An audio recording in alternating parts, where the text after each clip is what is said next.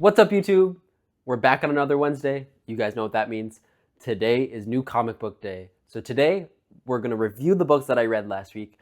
I actually have a couple more things to show you guys. I'm not even going to list them off. And then after that, we are going to head to the LCS, pick up our pulls for this week, and yeah, we'll see what happens from there. Let's get right into it. All right, I have here with me the 4 books that I read last week. Let's get right into them. Starting off with Batman, issue number 10, written by Matt Fraction, art by Jorge Jimenez. This issue was a little bit less enjoyable than the last couple from this series. I just feel like it slowed down a little bit. It was leading off from the last issue where Barbara Gordon got arrested, and this is kind of Batman trying to instill hope back into Gotham, and show the city of Gotham, the people of Gotham, that his presence is still needed and still there. So he's kind of going around saving a bunch of people. We get an interesting moment between Vandal Savage and Jim Gordon. It's like a silent panel where they see each other, and Gordon just kind of like smirks at him, and Vandal Savage says like something like "brave man" or something like that. So that scene was pretty cool. And then we got some stuff with, I assume, the Minotaur. He was unmasked, so I don't know if he was the Minotaur or one of the Minotaur's henchmen, but what has the Minotaur even been doing? I don't know, and it's kind of making me not really care about that villain. He was really cool at first when they introduced him however many issues ago, and now it just seems kind of lackluster. But the end of this got a big pop for me, was Batman lighting the bat symbols 2.0, and it's like 3,000 drones in the air, and it was super cool, the final panel of this. So overall, I think I gave this a 4 out of 5. It wasn't my favorite of this, but Jorge Jimenez always kills it on the art. I just feel like it's slowed down a little bit from the last couple issues. Next up, we have Justice League Dreamgirls DC Pride event, issue number 1. This is written, I mean, there's so many people, like Jaleel Axelrod, Nicole Maines. There's so many people on this. Sorry to all the creatives that made this. I don't want to take the time to name all of you, but you guys deserve your props because this was a great issue. I'll let you guys see the cover there real quick. I don't know if I showed it yet, but yeah, this issue was pretty good. This led off from the Justice League Intergalactic special that happened like a month ago, I think, at this point.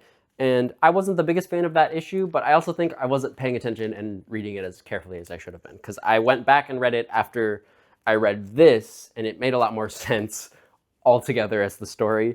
So yeah, that made me enjoy this issue a little more after going back and reading the last special that involved Dreamer and Galaxy. But basically in this, Dreamer and Galaxy are stuck in like these dream worlds.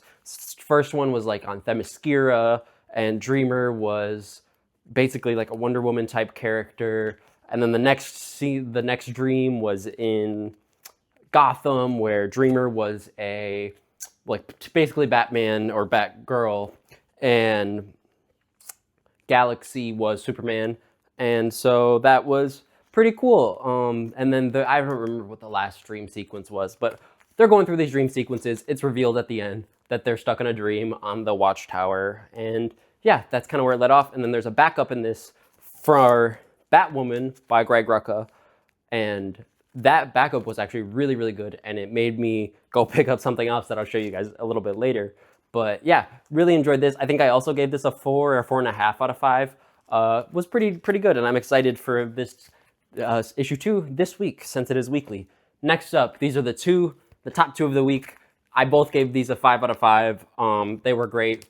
Starting off with Supergirl Survive, written by Ethan S. Parker and drawn by Griffin Sheridan. This was pretty good. I mean, it's kind of was as you would expect based off what the concept is. But the cool part about it that I liked was we got to delve a little bit more into Kara's character. We got to see her in high school, and like she wanted to ask out a boy to the dance. The boy ended up asking her out first. And then we get to see that like there's some sort of civil war or civil unrest happening. Zod is supposedly trying to do something, take over Argo City or something. And then towards the back half of this, everything goes bad. The kids get sent off in the rocket, but seemingly they get lost on, if you can see on the cover, this green looking thing I'm assuming that's like Krypton's moon or something. It's all green, but they got lost there because their ship got hit by a rocket, and that was the cliffhanger. There was a car got a talking gun out of her ship and everything. If you guys saw my last vlog, you would have seen it at the end. But anyway, really enjoyed this, and I'm yeah, super excited for the next issue of this to come out. And lastly, probably my favorite of the week last week was Absolute Green Lantern, issue number 15, written by Al Ewing, art by Sid Kotian. This was awesome. I mean, like, some of the past few issues of this, I haven't really understood what was going on. It was very big and cosmic. I feel like this issue helped it wrap together a lot more. We got a lot of explanations for a lot of the power sets. This was kind of like a power scaler's dream of an issue. The first half of this was the Black Stars fighting all the other lanterns. There was a really cool scene where Red Lantern Guy Gardner like turned his stomach into like a gun and shot stomach acid. Super gnarly stuff from that. John Stewart supposedly has no powers. He was like, oh, it's a passive ability. The yellow ring is a passive ability. It was very, very anime, this issue was. And the back half of this was like a 1v1 with Tomar Ray and Joe Mullen. I actually want to show you guys, I think I want to start showing you guys like one of my favorite panels from the week. So we'll start the segment. This is panel of the week segment. I'm probably not going to do a graphic, but this is the panel of the week. Let me find it. It's actually probably just like a section of panels. I'll pick one panel. That's my favorite. Sorry, I'm stalling here. It's probably this one. Look at that panel. The art and the contrasting colors that Sid Kotian is doing is amazing. Just Joe Mullen came out of the box that Tomar Ray put her in, and she became all big and like just so anime, so cool. Really enjoying this series by Al Ewing. Yeah, so that is all for the single issues this week. Also gave that a 5 out of 5. Let's get into, I also read trade paperback this week. If you guys saw one of my previous vlogs, I picked this up from Half Price Books. American Born Chinese, written and drawn by Jean Louis Yuan, or Jean Louis Yang, sorry. This was awesome. I gave this a 5 out of 5. This was amazing. It's a great outsider story, like coming of age story as well, and it was really good. The art is pretty simple and cartoony. Yeah, here's some great panels right there. The art is very cartoony and stuff, and it follows like 3 kind of coinciding storylines. One about this monkey god who doesn't want to be a monkey because the other gods didn't accept him because he was a monkey. Then there's obviously we have Jin, who is the main character of this, and it's a middle school / high school student who is dealing with going to a school with predominantly kids who are not like him, and he gets made fun of for being Chinese, for the food he eats, then the way he dresses and stuff like that and everything. And then the last storyline is about like this TV show of this kid who his cousin comes to visit him, and his cousin is Chinese, and he disrupts all his school life because his cousin visits him every year and makes a fool of himself and everything.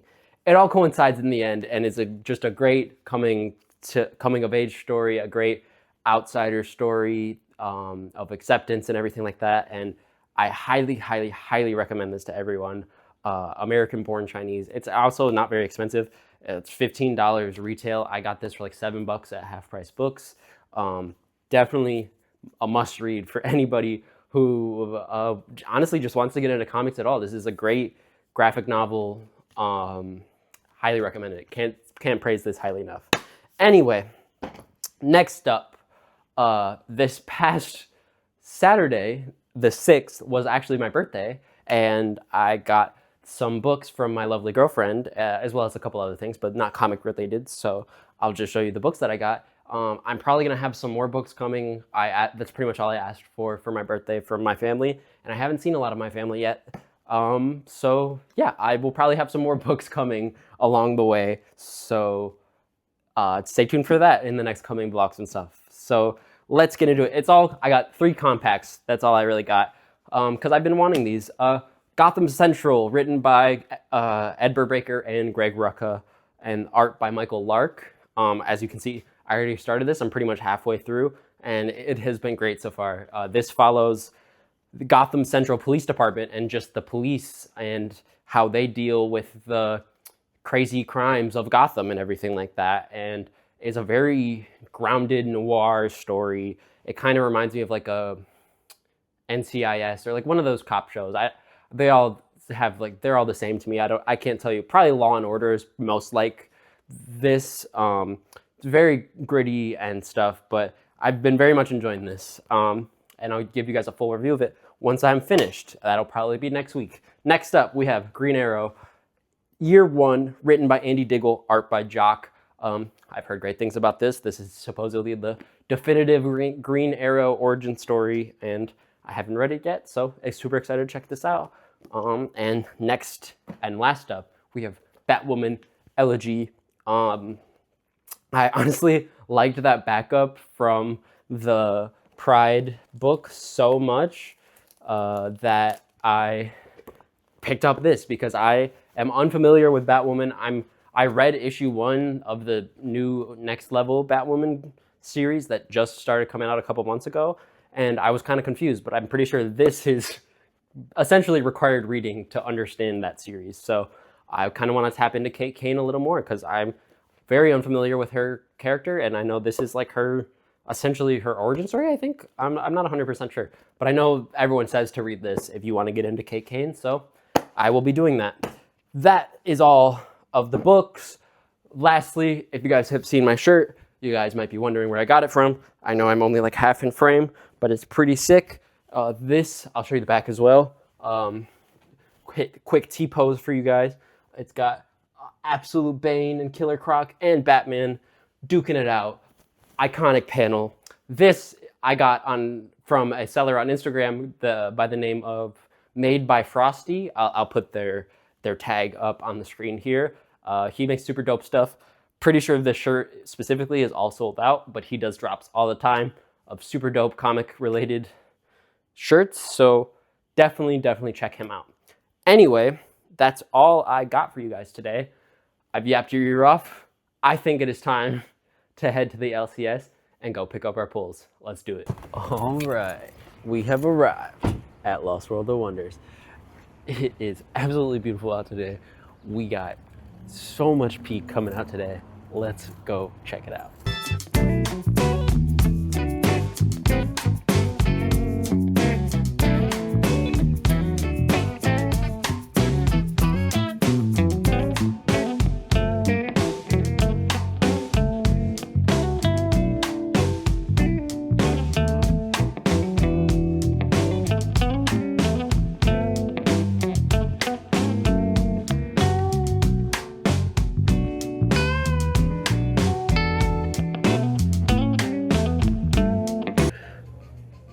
That dork poster so bad. I'll have to ask them about it eventually. There's also Destruction Be Our Lot, signed by Matthew Rosenberg. Oh yeah, that is P. Time for my weekly Dawn Runner check.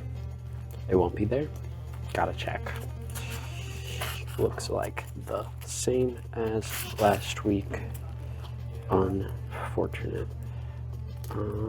That looks new. Dark Side Oversized Special. Interesting. See, they got new stuff every once in a while in here. So this is new too. Dawn. See, they got new stuff. It's worth checking, I think. We have secured the pulls. They were doing a bunch of blind bag shenanigans. I guess Mask number 1 had a blind bag coming out. Not picking up Mask. I'm super behind on the Energon universe, so I might have to tap back in. But anyway, we got the pulls. Let's head home, and I'll show you what I got. All right, we have arrived back at the crib. I have with me the pulls. This week was absolutely stacked. Look at this stack. I have 8 comics this week I pulled. Might be one of my biggest weeks ever. Except for maybe some coming up. I know I have some insane weeks coming up. But that's because there's absolute peak coming out right now. So anyway, let's get into the pulls. Starting off with Supergirl, issue number 14, written by Sophie Campbell and drawn by Sophie Campbell. Or no, drawn by Bonvian. I can't think of her first name right now.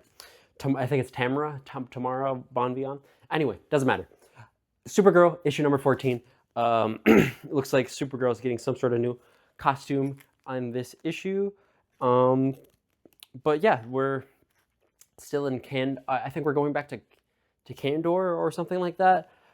I'm not 100% sure with what's going on with this Supergirl arc.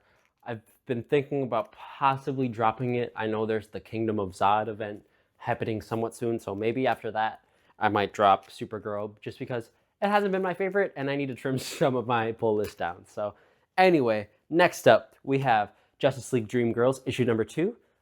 This is the Pride event, of course. You guys heard me review the first issue, and this is the second issue since it is a weekly release this month for Pride Month. This is issue number 2. We get to see what the Key is, the villain for this. Unfamiliar with the villain. I know that they have some history though. So we'll see. Interested to see what the Key has planned for Dreamer and Galaxy. It looks like we also have a backup of Joe Mullen, some sort of Joe Mullen backup for this, which is awesome because Joe Mullen is one of my favorite lanterns. I love Far Sector. Wherever it is on my shelves, it's over there. I love Far Sector, and so I'm always excited for more Joe Mullen love. Anyway, next up, Action Comics issue number 1099, written by Mark Waid, art by Skylar Patridge. They're closing out this Krypton, this Epoch kind of arc that we got going on. Interested to see what's going on with this time travel weird kind of stuff. And then I know next issue of this, I believe Clark is back. So actually very excited for that. I've been loving the prime time arc over in Superman, but definitely excited for Clark to be back. He's my man. Need him back in comics. Anyway, next up we have, oh my goodness, I dropped something. That's okay. Don't worry about it. Ben 10, issue number 2, written by it's like Joe Casey, art by Carey. I think it's like Drew Carey. It's not Drew Carey. Drew Carey is. Let me shut up. If I don't know their first name, let me not say it. Art by Carey. The first issue of this was all right. The more I sat on it, the more I think I was just I had some rose-colored glasses on when I reviewed it last month. It was okay. It was very similar to like the first episode of the cartoon. I think I'm gonna give it this issue, maybe next issue, see how it goes, and then I don't know. I'm gonna have to make a decision on it because it was an okay issue. It wasn't my favorite. Some of the dialogue was a little childish, which this is supposed to be a more adult take on Ben 10. So yeah. Anyway, that is Ben 10, issue number 2. Now we are getting into the peak of the week. These 4 issues I'm so incredibly hyped for. Bleeding Hearts, issue number 5, written by Dennis Camp, art by Stipin Morian. Yep, Stipin Morian. I'm just absolutely loving what Dennis Camp has been doing with Bleeding Hearts. This story is so fun. It's so human in a zombie book. It's really interesting. Looks like the zombies are catching up with the humans in this one. So we'll have to see what goes down there. But very much enjoying Bleeding Hearts. The art style by Stipin Morian is super cool, super different than anything I've seen. So yeah, Bleeding Hearts is amazing. Highly recommend it to anybody. Don't need any prior knowledge of anything. This is just a story on its own. So definitely recommend checking it out. Next up, very similar vibe. Don't need any prior knowledge. Dork, issue number 5, written and drawn by Brett Bean. Brett Bean is absolutely killing it on Dork. This is just such a fun read every time. Like I just always enjoy reading this. I usually save it for close to last because it's just a great way to end off my week of comics with such a lighthearted, fun vibe. Can't say more praise about Dork. Very much enjoy it. Another highly, highly recommend to anybody who wants to get into comics. Anything other than mainline comics, a great indie choice to get into. Next up, we have two brand new issue number ones. I'm sure you know what one of them is, but this other one you guys might be unfamiliar with. This is M1 Monster Racing League, written by Lily and Robert Wyndham, and interior art by Jay Lee. If you guys are familiar with Jay Lee, I'm sure you guys have seen some of his covers before. He has a very specific art style, and he does not often do interiors on books. So I'm super duper excited for this. It's also a racing book. Me and my girlfriend recently, the start of this year, got into F1 very heavily. So I'm super interested in this. Shout out to Kimi Antonelli for winning 5 in a row in Monaco last weekend. Absolutely insane work by Kimi Antonelli. But anyway, regardless, enough of the F1 talk. This is amazing. This is super hype. I mean, I'm super excited to check this out.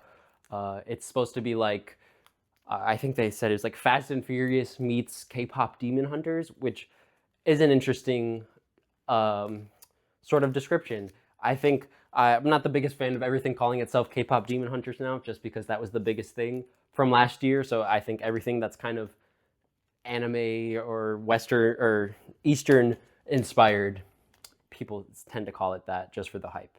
Regardless, M1 Monster Racing League, super excited to check that out and excited to give you guys my review of that next week. But as for the pick of the week, the most anticipated book, I'm sure by everyone, the LCS had so many copies of this on the shelves, like almost probably like 100 or so. Like they had so many copies. Absolute Catwoman, issue number 1, co-written by Scott Snyder and Che Grayson, art by Bengal. Super excited to tap into this. I mean, I got the Absolute Batman drip on today. I don't have any Absolute Catwoman drip. I would love to. I mean, I love the design for Absolute Catwoman. And yeah, I'm super excited to tap into this. We're following Absolute Selena Kyle, who in this, we've been told, is kind of essentially the Absolute Universe's Bruce Wayne or Batman in a way. Like, she has all the resources, she has everything. But yeah, this is definitely what I'm going to be tapping into today. So let's jump right into it. All right, it is officially time to tap in to Absolute Catwoman, issue number 1. Let's do it. Oh my God, it's peak! Wow, that was awesome. Let's talk about it. Absolute Catwoman, issue number 1, co-written by Scott Snyder and Che Grayson, art by Bengal. This was an awesome first issue. We got to learn a lot about Selena and just some of her motivations and stuff like that. A little bit of backstory as well. Some awesome action in this.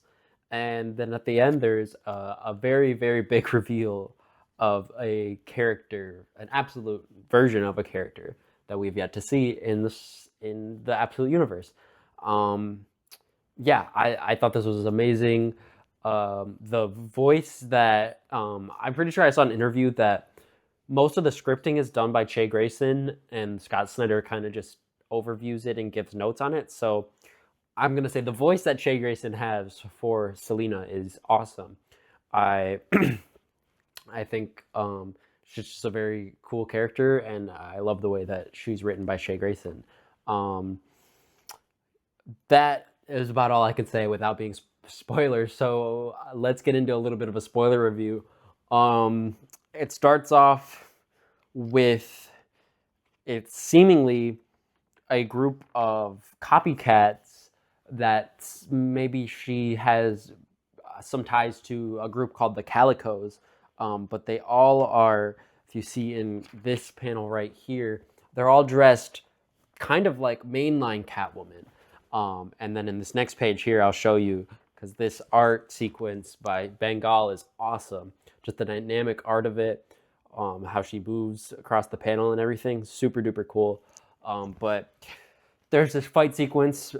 This group of calicos are breaking into Selena's apartment in London.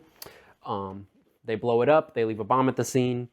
Then it kind of goes into some flashback sequences. We get the earlier that morning. We get 12 years ago. Selena at her foster home with her foster parent, who is not a very nice guy. We see Selena, like, she's saying she's retiring at 25. She's done. She doesn't want to be in this anymore. You know, she's getting out while she can. Then she gets a visit from Holly. I'm not familiar with this character 100%, but still, seems like a pretty cool character. We get to see their kind of backstory of Selena meeting Holly back in the day. Holly was running from the cops and Selena covered for her. And then we kind of get to see back towards the beginning again, like back towards the beginning sequence with the calicos and everything, the fight and everything. There's this super cool bike that Selena has called the Wildcat that kind of turns into a seemingly like a big cat of some sort. This Wildcat bike sort of thing can be a bike, can be some sort of like mech cat. Super cool. Yeah, overall was a great issue, and I'll show you the final reveal at the end. The person that she was fighting in this was absolute Cassandra Cain, and that's kind of why she got beat in the fight ultimately. But yeah, this was a great issue overall, and I'm super excited to see where this series goes. But yeah, with that being said, I think that'll do it for this video. So if you guys did enjoy the video, please make sure to leave a like, subscribe if you guys are not subscribed, and yeah, I'll catch you guys next week. Peace out.